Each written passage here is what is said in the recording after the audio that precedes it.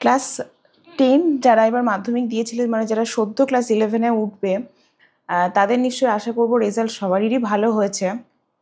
আচ্ছা, আজকে তোমরা এবার ক্লাস 11-এ উঠবে, তোমরা নিশ্চয়ই জানো, যদি না জানো তাহলে আমার ক্লাস 11-এর যে একটা ভিডিও রয়েছে আমার চ্যানেলে, যে সিলেবাস ডিসকাশন নিয়ে একটা ভিডিও আমি করেছি, তোমাদের সিলেবাসের প্যাটার্ন কেমন হবে বা সিলেবাসে কী কী থাকছে, কী কী চেঞ্জেস রয়েছে, সেই রিলেটেড একটা ভিডিও অলরেডি আপলোডেড আছে আমার চ্যানেলে।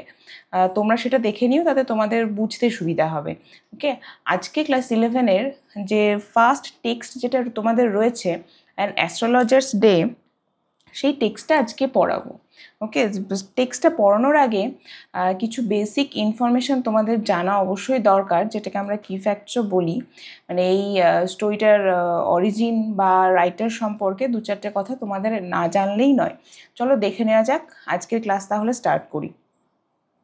ওকে, দেখো, আজকে যে টেক্সটটা পড়বো সেটা হচ্ছে অ্যান অ্যাস্ট্রোলজার্স ডে, রাইটারকে বাই আর.কে.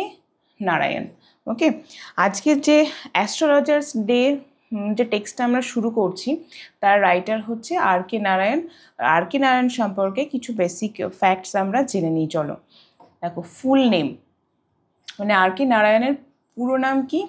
রাশিপুরম কৃষ্ণস্বামী আয়ার নারায়ণ স্বামী। খুব ইম্পর্টেন্ট এমসিকিউ এর জন্য, খুব ইম্পর্টেন্ট। তারপর দেখো, বর্ন 10th অক্টোবর 1906। এই সালগুলো কিন্তু অবশ্যই মনে রেখো, এই ডেটগুলোর থেকে এই সালগুলো কিন্তু খুব ইম্পর্টেন্ট। এই সাল দিয়ে বেশ কিছু কোশ্চেন এসেছে এর আগেও, আর আসার চান্সও রয়েছে। ডেথ দেখো 13th মে 2001, উনি মারা যান 13th মে 2001-এ। আর.কে. নারায়ণের ইম্পর্টেন্ট কিছু ওয়ার্কস দেখি।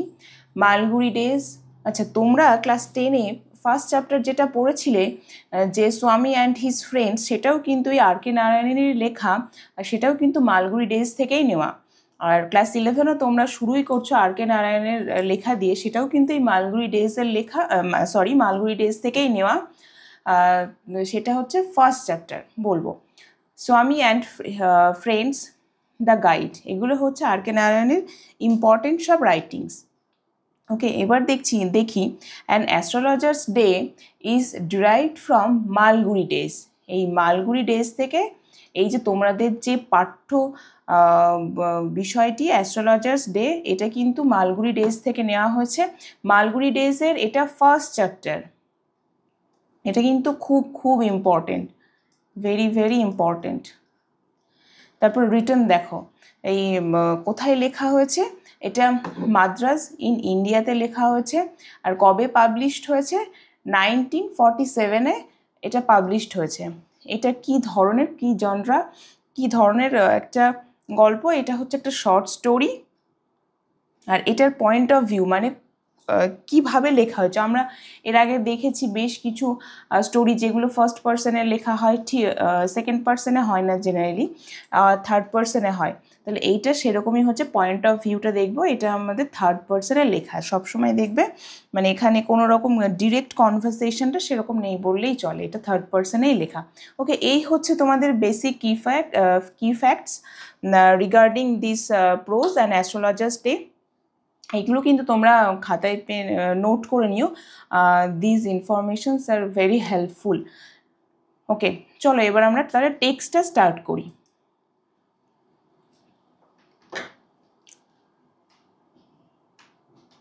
না, an astrologer's day by R K. Narayan. আচ্ছা, এই যে অ্যাস্ট্রোলজার মানে কি বলো তো? অ্যাস্ট্রোলজার মানে হচ্ছে জ্যোতিষী। এবার জ্যোতিষী কি করে? জ্যোতিষী আমাদের ভবিষ্যৎবাণী করে। জ্যোতিষীর কাছে আমরা মানে আমরা না, যারা জেনারেলি যাই বা আমাদের যাদের ভবিষ্যৎ সম্পর্কে সবাই জানতে চায়, এই যাদের একটু কিউরিয়াসিটি বেশি, তারা হয়তো এই ধরনের মানুষজন বা অ্যাস্ট্রোলজার বা জ্যোতিষীর সাথে কনসাল্ট করেন। ওকে, সেই রকমই একটা অ্যাস্ট্রোলজারের দিন কেমন যায়, সেরকমই একটা দিন এখানে মেনশন করেছে। দেখো, পাংচুয়ালি at midday, he opened his bag and spread out his professional equipment. Okay, এই punctually at midday he opened his bag, মানে ঠিক অন্য দিনের মতোই সে তার দিনের মধ্যবর্তী একটা সময় সে তার ব্যাগ খুলল and spread out.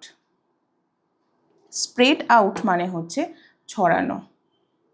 Spread out his professional equipment. Professional মানে হচ্ছে পেশাগত, জানি। ইকুইপমেন্টস মানে হচ্ছে টুলস।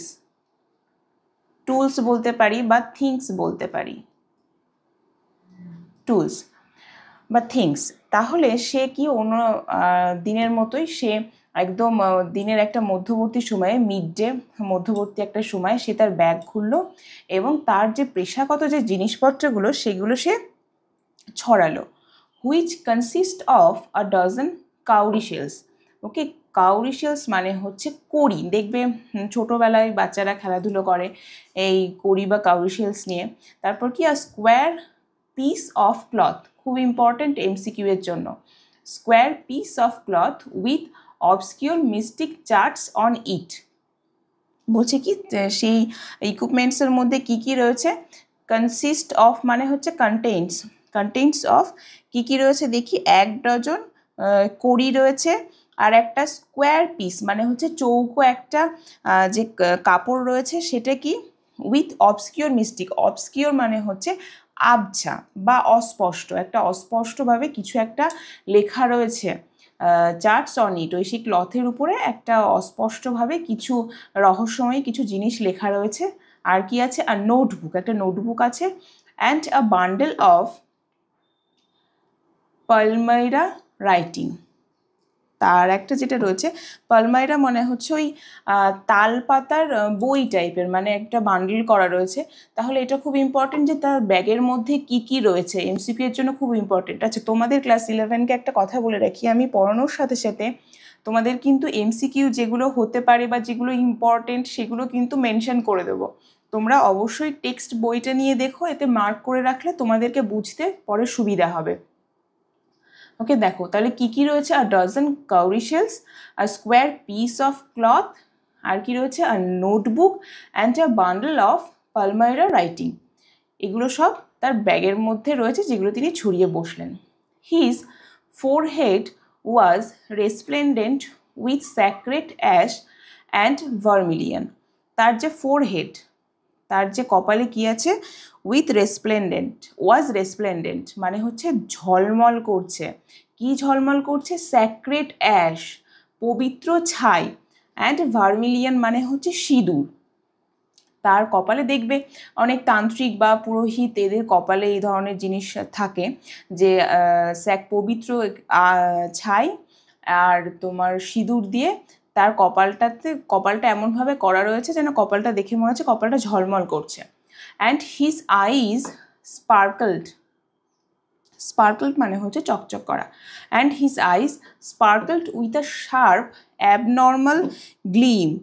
অ্যাবনর্মাল মানে হচ্ছে যেটা সাধারণ নয়, সেরকম একটা অস্বাভাবিক একটা জ্যোতি যেন মনে হচ্ছে তার সেই চোখ দিয়ে প্রকাশ পাচ্ছে। Which was really an outcome of a continual searching look for customers. যেটা যেন দেখে কি মনে হচ্ছে, যেন মনে হচ্ছে সে তার কাস্টমার বা খদ্দের খোঁজার যে একটা চেষ্টা সেটা তিনি করছেন। But which his simple clients took to be a prophetic light. Prophetic মানে হচ্ছে ভবিষ্যতের আলো, প্রফেটিক লাইট মানে হচ্ছে ভবিষ্যতের আলো। প্রফেটিক অ্যান্ড ফেল্ট কমফোর্টেবল, যেটা মানে যে কোনো এক ধরনের যে কাস্টমারের জন্য সে খুঁজছে সেই কাস্টমাররা তাকে দেখে যেন মনে করবে যে না, এনার থেকে ভবিষ্যতের কিছু জানা যাবে। আর ফেল্ট কমফোর্টেবল মানে তাকে দেখে যেন একটা কমফোর্টেবল বা আরাম, একটা স্বস্তি বোধ করবে যে না, এই অ্যাস্ট্রোলজারের কাছে গেলে মানে আমি আমার ভবিষ্যৎ সম্পর্কে জানতে পারবো বা যদি কোনো প্রবলেম হয় সেটা সলভ হবে। এই রকম একটা লুক কিন্তু অ্যাস্ট্রোলজারের আমরা দেখলাম। ওকে, দেখো নেক্সট প্যারা দেখি। The power of his eyes was considerably enhanced by their position. এই যে কনসিডারেবলি মানে হচ্ছে enough.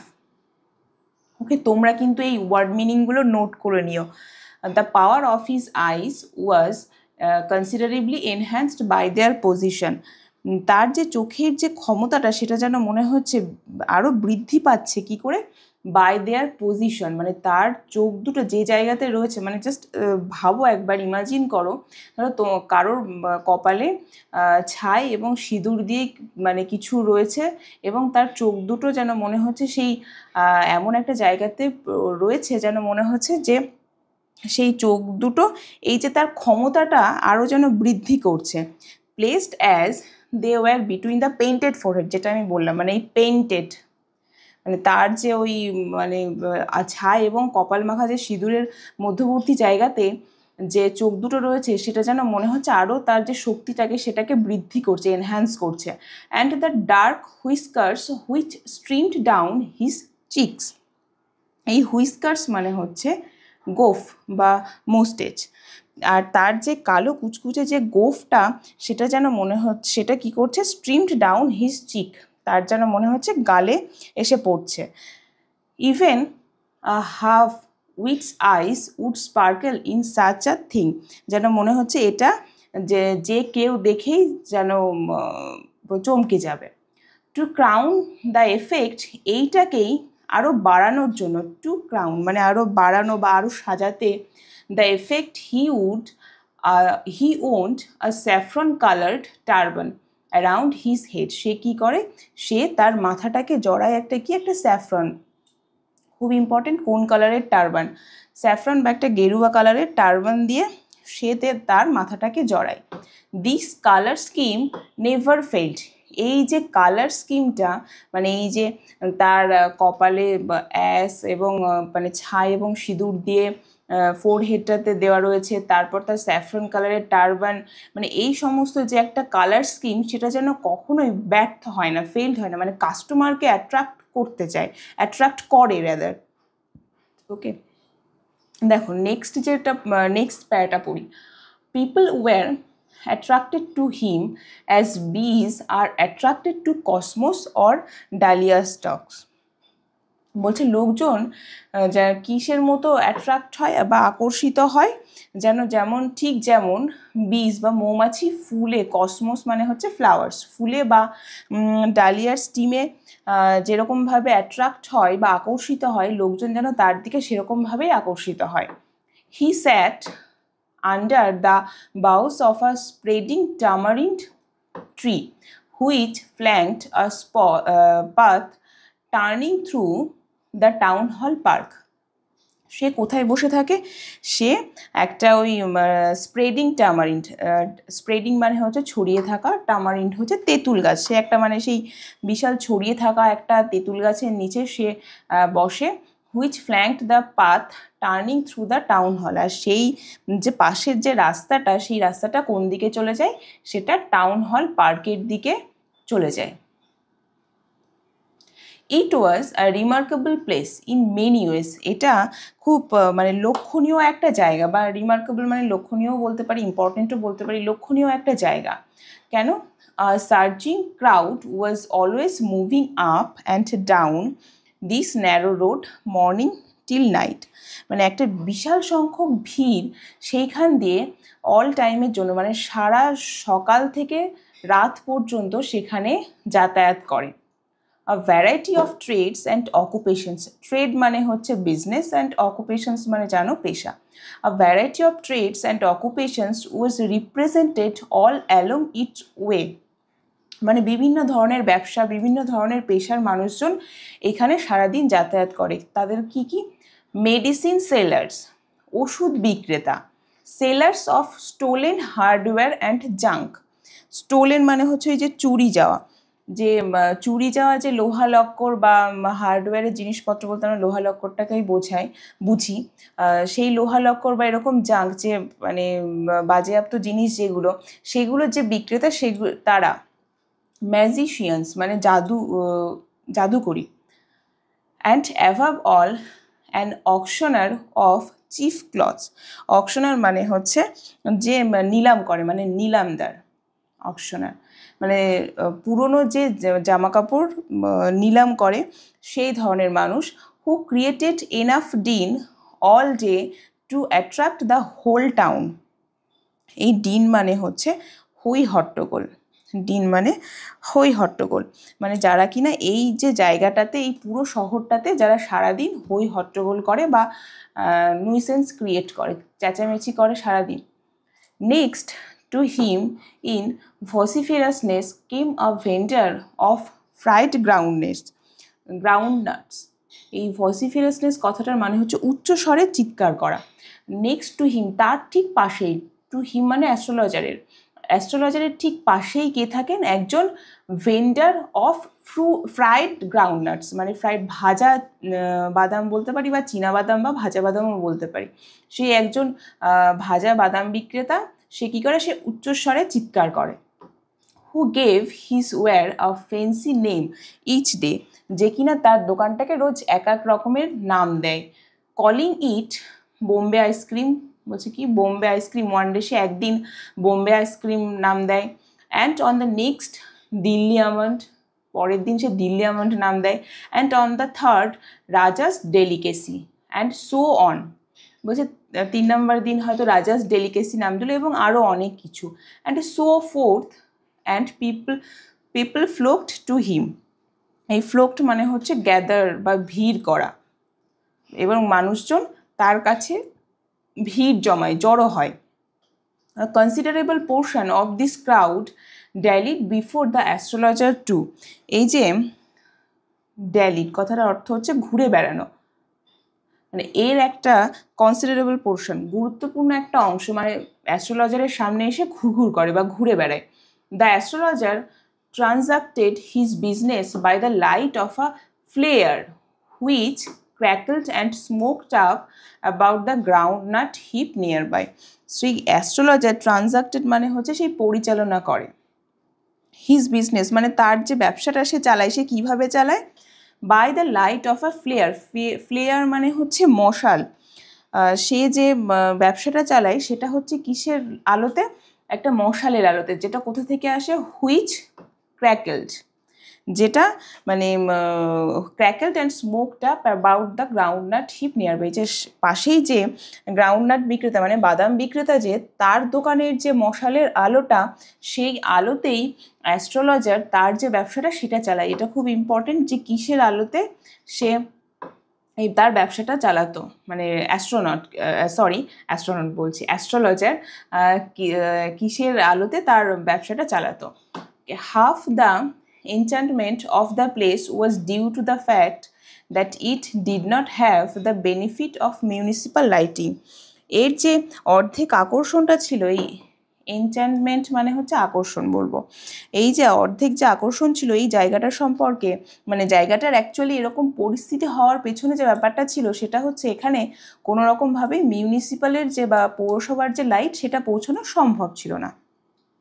The place was lit up by shop lights, এই যে প্লেসটা মানে জায়গাটা সেটা কিসের আলোয় আলোকিত হতো, বাই শপ লাইটস। এখানে কিন্তু খুব কনফিউশন হয় ছেলে মেয়েদের, মানে তোমাদের খুব কনফিউশন হয় যে এই অ্যাস্ট্রোলজারের যে শপটা বা অ্যাস্ট্রোলজারের যে বিজনেসটা সেটা কিন্তু এই গ্রাউন্ড নাটের যে ফ্লেয়ারটা মানে গ্রাউন্ড নাট যে দোকানদারটা বাদাম বিক্রেতা, যে তার দোকানের মশালে কিন্তু অ্যাস্ট্রোলজারের বিজনেসটা চলে।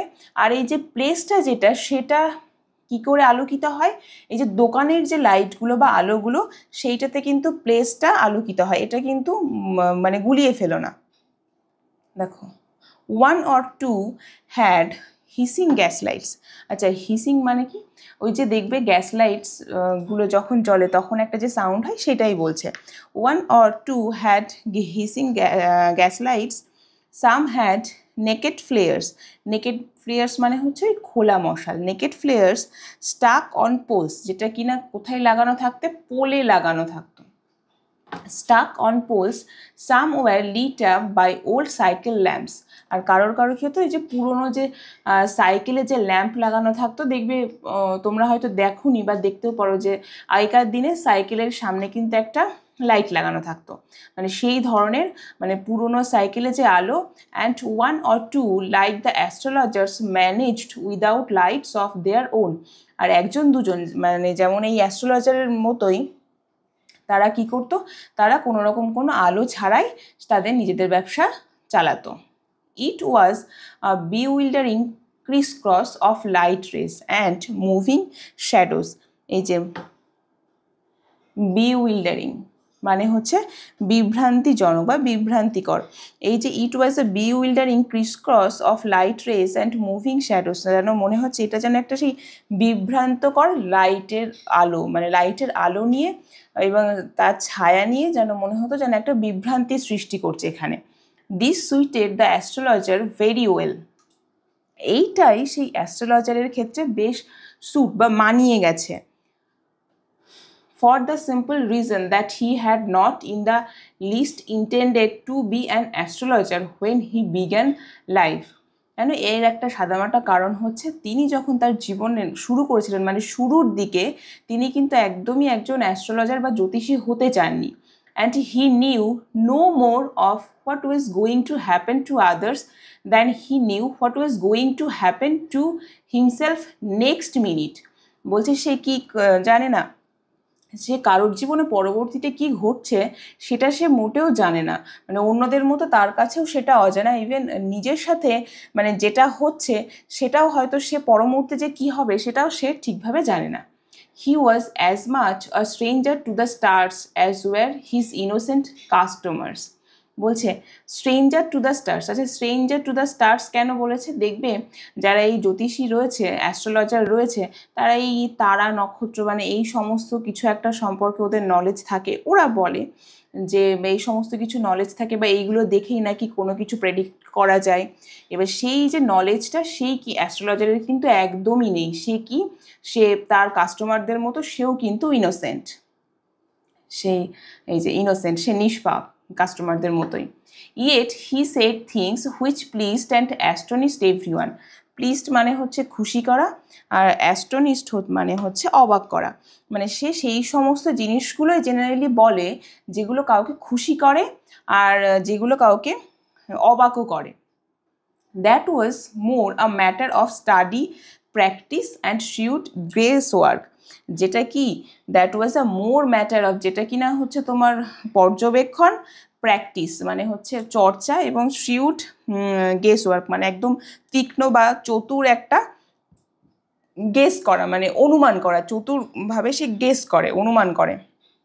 All the same, it was as much an honest man's labor as any other, and he deserved the wage he carried home at the end of a day. সে কি করে, মানে সে অল দ্য সেম মানে অন্য সবার মতো একজন সৎ মানুষের মতোই সে কি তার যে মানে পরিশ্রমটা সারাদিন সে আর পাঁচজনের মতোই করে, এবং সেই জন্য সে কি করে, হি ডিজার্ভ দ্য ওয়েজ মানে হচ্ছে পারিশ্রমিক। সে তা অন্য মানুষদের মতোই সারাদিন সে মানে অনেস্টলি পরিশ্রম করে, এবং সারাদিন পরে সে তার যে পারিশ্রমিকটা বাড়িতে নিয়ে যায় সেটা সে ওয়েল ডিজার্ভ, মানে সেটা তার প্রাপ্য। দেখো, আশা করছি তোমাদের গল্পটা ভালোই লাগছে। এই গল্পটার লাস্টের দিকে কিন্তু একদম লাস্টের দিকে একটা টুইস্ট আছে, সেটা কিন্তু পুরোটা না পড়লে, স্টোরিটা পুরোটা না জানলে বা না পড়লে তোমরা বুঝতে পারবে না। মানে পড়ার পরে ব্যাপারটা বেশ স্পেল বাউন্ড হয়ে যাওয়ার মতোই একটা গল্প। দেখো, he had left his village without any previous thought or plan. সে তার কোনো পূর্ব পরিকল্পনা ছাড়াই বা চিন্তাভাবনা ছাড়াই সে তার গ্রাম ছেড়ে চলে আসে। If he had continued there, he would have carried on the work of his forefathers. forefathers মানে হচ্ছে পূর্বপুরুষ। মানে সে যদি সেই গ্রামেই থেকে যেত তাহলে সে কি করতো, সে হয়তো তার পূর্বপুরুষদের যে সমস্ত কাজগুলো সেগুলোই সে হয়তো করতো। সেগুলো কি কি? নেমলি টিলিং দ্য ল্যান্ড, চাষবাস করা, লিভিং বসবাস করা, ম্যারিং বিয়ে করা, and ripening in his cornfield and ancestral house. আর তার যে শস্যক্ষেত, কর্নফিল্ড মানে হচ্ছে শস্যক্ষেত, এবং অ্যানসেস্ট্রাল হাউস হোম মানে তার পৈতৃক বাড়িতেই সে হয়তো বুড়ো হয়ে যেত। মানে এইভাবেই তার জীবন কাটত। But that was not to be, কিন্তু সেটা ঘটেনি। He had to leave home without telling anyone. কাউকে কোনো কিছু না বলেই হি হ্যাড টু, দেখো হি হ্যাড লেফট যদি বলতাম সেক্ষেত্রে কিন্তু হতো সে তাহলে বাড়ি ছেড়েছে, present past perfect tense use হতো তাহলে, কিন্তু হি হ্যাড টু লিভ মানে তাকে বাড়ি ছাড়তে হয়েছে, that means he was bound to, সে বাধ্য হয়েছে। He had to leave home, সে বাধ্য হয়েছিল বাড়ি ছাড়তে, উইদাউট টেলিং এনিওয়ান, কাউকে কিছু না বলে। And he could not rest till he left it behind a couple of 100 Miles, তার মানে কত, 100 মাইলস মানে হচ্ছে 100 মাইল, আর কাপল মানে এক জোড়া মাইল, 100 মাইল তার মানে হচ্ছে 200 মাইল। সে যতক্ষণ না পর্যন্ত তার গ্রাম থেকে সে 200 মাইল এগিয়ে এসেছে ততক্ষণ পর্যন্ত সে কিন্তু বিশ্রাম নেয়নি। To a villager it is a great deal, একজন গ্রামবাসী হিসাবে এটা একটা বিশাল বড় কিছু। As if an ocean float between, যেন মনে হয় যেন সেই একটা সমুদ্র পার করে সে এসেছে, মানে সে যে বর্তমানে এখন এখানে রয়েছে আর সে যে গ্রামে ছিল এর মাঝে যেন মনে হচ্ছে একটা মহা সমুদ্র যেন রয়েছে। He had a working analysis of mankind's troubles, সে মানে তার, দেখো হ্যাঁ, তার কাজের যে ধরনগুলো সেগুলো কি ম্যানকাইন্ডস মানে মানুষ জাতির সেই ট্রাবলস বা সমস্যা নিয়ে সে যে কাজগুলো করতো, অ্যানালিসিস করতো, পর্যবেক্ষণ করতো, সেগুলো কি কি, marriage, money and the tangles of human ties, এগুলো কিন্তু সব এমসিকিউ এর জন্য ইম্পর্টেন্ট, অবশ্যই কিন্তু দেখো কি কি তাহলে, marriage, money and the tangles of human ties মানে এই বিবাহ, টাকা পয়সা এবং মানুষের জীবনের যে জটিলতা সেইগুলো নিয়ে তিনি কাজকর্ম করতেন, মানে সেইগুলো নিয়েই মানুষকে বলতেন। Long practice and had sharpened his perception মানে হচ্ছে উপলব্ধি বলতে পারি বা দৃষ্টিভঙ্গি বলতে পারি। এই লং প্র্যাকটিস দীর্ঘ যে একটা চর্চা সেটা কি করেছিল, তার যে দৃষ্টিভঙ্গি বা উপলব্ধিকে শার্পেন মানে তীক্ষ্ণ করেছিল, খুব ইম্পর্টেন্ট যে কি তীক্ষ্ণ করেছিল। Long practice, within 5 minutes he understood what was wrong, 5 মিনিটের মধ্যেই তিনি বুঝে যেতেন যে ভুলটা কি হচ্ছে, মানে কি প্রবলেমটা কি। He charge 3 pice per questions, 3 pice per questions, and never opened his mouth till the other had spoken for at least 10 minutes। তাহলে এখানে লাইনটা খুব ইম্পর্টেন্ট, দেখো he charge 3 pice per questions, সে প্রত্যেকটা প্রশ্নের জন্য কত করে নিত, 3 pice, 3 পয়সা করে নিত। And never opened his mouth, আর তার মুখ কখনোই খুলতো না, till the other had spoken for at least 10 minutes মানে আর একজন মানে তার কাস্টমার বা ক্লায়েন্ট যতক্ষণ পর্যন্ত 10 মিনিট কথা না বলে নিচ্ছে ততক্ষণ পর্যন্ত সে তার মুখ খুলতো না, মানে অ্যাস্ট্রোলজার কিন্তু মুখ খুলতো না। হুইচ প্রোভাইডেড হিম, যেটা তাকে দিয়ে দিত, কি দিত, provided him enough staff for a dozen answers and advises, যেটা তাকে মানে 1 ডজন মানে অনেক প্রশ্নের উত্তর এবং উপদেশ দেওয়ার জন্য যেটা তাকে সাহায্য করতো। মানে অবভিয়াসলি তুমি ধরো কারোর কাছে গেছো, কোনো ধরনের কথা বলছে, এবার তোমার কথার মধ্য দিয়ে তুমি যদি 10 মিনিট তার সাথে কথা বলো, সেই তোমার 10 মিনিট কথার মধ্য দিয়ে যার যে মানে তার যে স্টাফ মানে হচ্ছে তথ্য, মানে সেই সমস্ত তুমি কিছু তথ্য বা কিছু ইনফরমেশন দিয়ে ফেলবে যার জন্য মানে সে তোমার পরবর্তী প্রশ্নের উত্তরটা খুব ইজিলি দিতে পারবে। ঠিক সেই পন্থাটাই বা সেই পলিসিটাই কিন্তু এই অ্যাস্ট্রোলজার ইউজ করতেন।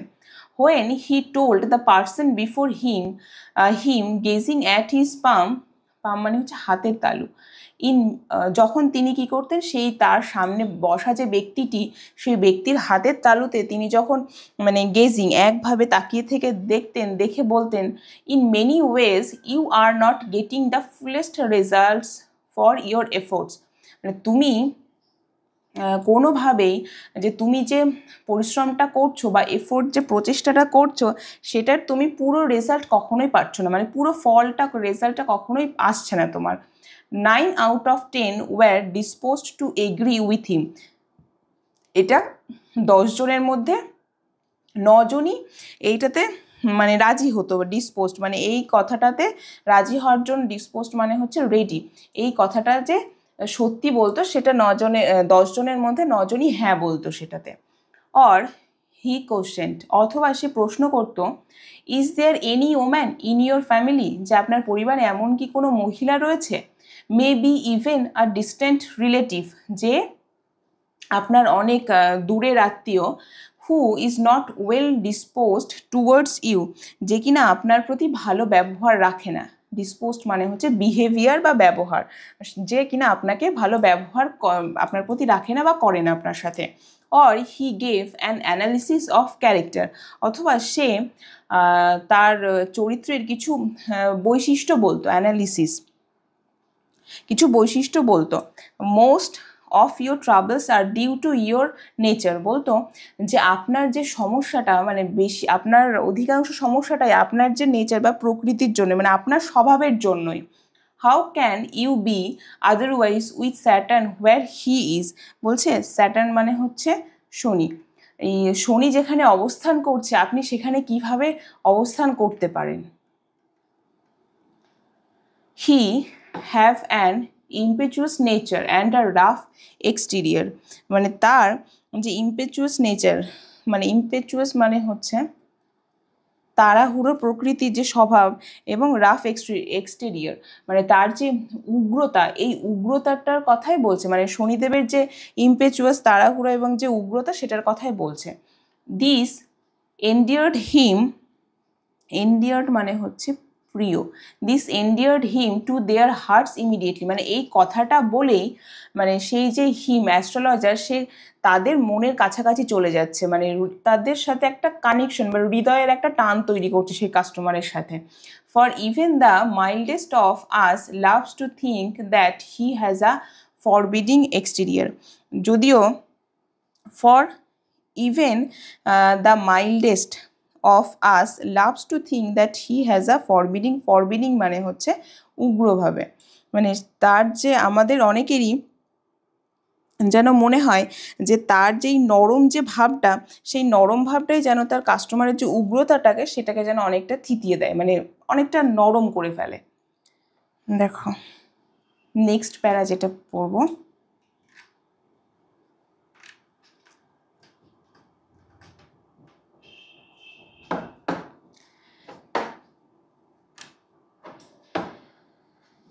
The nuts vendor blew out his flare and rose to go down, বলছে সেই বাদাম বিক্রেতা সে ব্লিউ আউট মানে হচ্ছে নেভানো, সে তার সেই মশালটা নিভিয়ে ফেলেছে এবং রোজ মানে তার বাড়ি যাওয়ার জন্য সে উঠে পড়েছে, মানে বাড়ি যাওয়ার জন্য সে ready. This was a signal for the astrologer to bundle up to, মানে এটা অ্যাস্ট্রোলজারের ক্ষেত্রেও একটা সংকেত যে তাকেও এবার গুছিয়ে নিতে হবে। Since it left him in darkness except for a little shaft of green light which strayed in from somewhere and touched the ground before him, মানে কোথায় গেল, হ্যাঁ, this was a signal for the astrologer to burn, হ্যাঁ since এটা কি অ্যাস্ট্রোলজারের জন্য একটা সংকেত যে তাকেও এবার গুছিয়ে নিতে হবে, কেননা since it left him in darkness, না হলে তাকে মানে অন্ধকারের মধ্যে থাকতে হবে, এক্সেপ্ট শুধুমাত্র for a little shaft of green light, শুধুমাত্র একটা সবুজ আলোর, এই যে গ্রিন লাইট ইম্পর্টেন্ট, সবুজ আলো যেটা কিনা একটা অন্য কোথাও থেকে আসছে, স্ট্রেট ইট ফ্রম সামহোয়ার, অন্য কোথাও থেকে আসছে, আর যেটা তার সামনে শুধুমাত্র সেই গ্রাউন্ড বা মাটিটাকেই টাচ করবে, মানে সেই আলোটা খুবই ক্ষীণ বা ডিম একটা লাইট বলতে পারি। He picked up his cowrie shells and paraphernalia and was putting them back into his bag, সে তার যেই কড়ি বা সেই সমস্ত চার্জ যেগুলো সেগুলো সে তুলে নিয়ে সে তার ব্যাগের মধ্যে ভরলো। when the green shaft of light was blotted out, যখন কিনা সেই সবুজ আলোটা যেটা সেটা মানে পড়ছে, he looked up and saw a man standing before him, সে তাকালো এবং দেখলো যে একটা মানুষ যেন তার সামনে দাঁড়িয়ে রয়েছে। হি সেন্সড আ পসিবল ক্লায়েন্ট, সে একটু মানে সেন্স বা উপলব্ধি করলো, সেন্স বা উপলব্ধি বলতে পারি বা রিয়েলাইজড বলতে পারি, যে সম্ভবত আবার একজন ক্লায়েন্ট বা খদ্দের এসেছে। অ্যান্ড সেড, কি বললো, you look so careworn, মানে তোমাকে খুব দুশ্চিন্তাগ্রস্ত লাগছে। কেয়ারুন মানে হচ্ছে দুশ্চিন্তাগ্রস্ত। It will do you good to sit down for a while and chat with me. তুমি যদি এখানে আমার সাথে বসো এবং আমার সাথে একটু কথা বলো তাহলে আশা করছি তোমার ভালোই হবে। The other গ্রাম্বল some vague reply.